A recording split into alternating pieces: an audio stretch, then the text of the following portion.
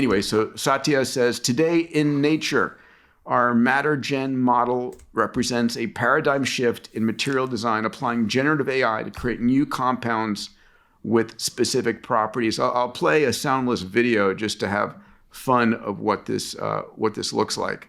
But it's pretty extraordinary just in terms of the idea here.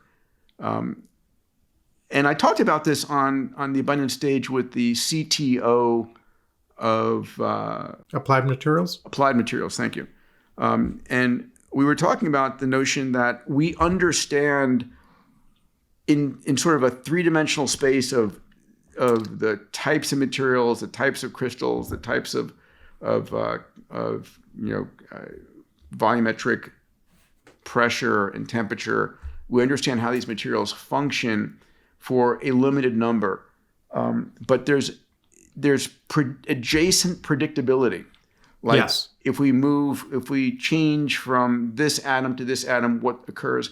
Well, given all the knowledge we have in material sciences, and I believe material science is the unsung hero of technology, right? It's like, all of Moore's law is made possible by material sciences. All of, molecular biology is material sciences. If we can predict new materials, in this case, actually generate materials with the properties we desire, saying, I want a material that reflects or refracts light in this direction. Yeah. It's a game changer.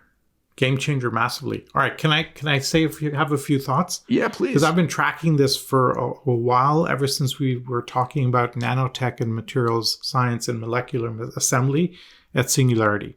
Yeah. Okay. And for me, this is one of the biggest breakthroughs ever. And it was inevitable. I've been kind of waiting for when will we have an AI model to do manipulation of molecules, and it looks like this might be it. Because or atoms in this case, and crystals. Right down to that level. It's amazing, the granularity now. Because there was a huge breakthrough in about 2012, 2013 with a project called the Materials Project. And what they did was they took like 500,000 compounds and cataloged all the electrical, chemical, and physical properties of these compounds. So if you're a battery researcher trying to think about what might be better than lithium ion, you might guess that lithium sulfur or lithium air might be better. And you'd sequentially, linearly go test that compound and see what comes. Well, that takes a long time. It's linear, right?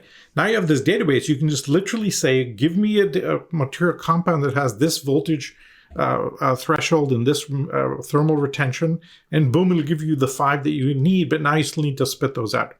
But now with AI applied to that database, you could basically say, give me something that gets to this endpoint and figure it out yourself. And this, I think, is a huge leap that AI will give you.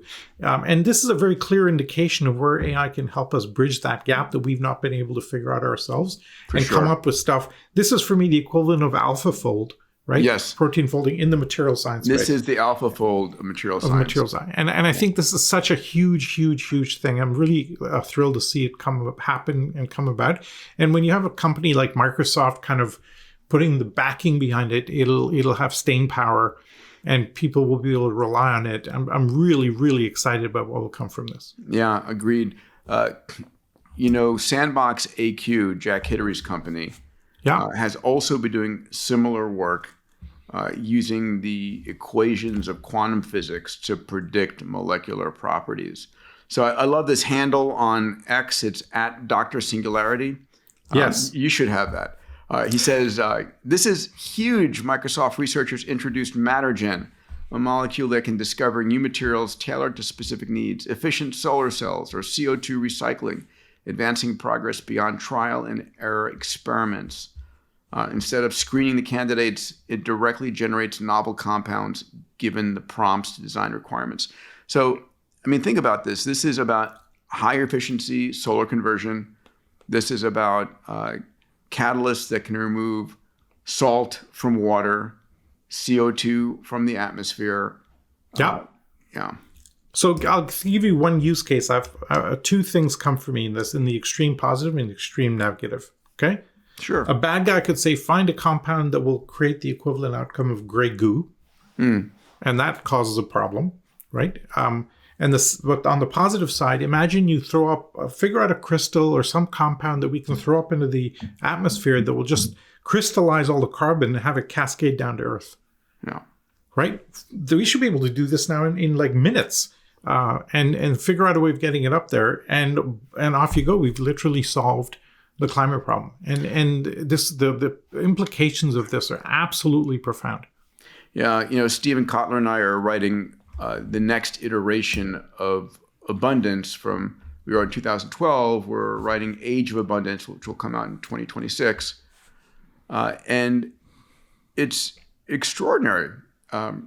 This sort of technology begins to liberate food, water, energy, healthcare, education. Everything. And by the way, let's talk about this offline, but I came across a company that may have solved a totally workable path to molecular manufacturing.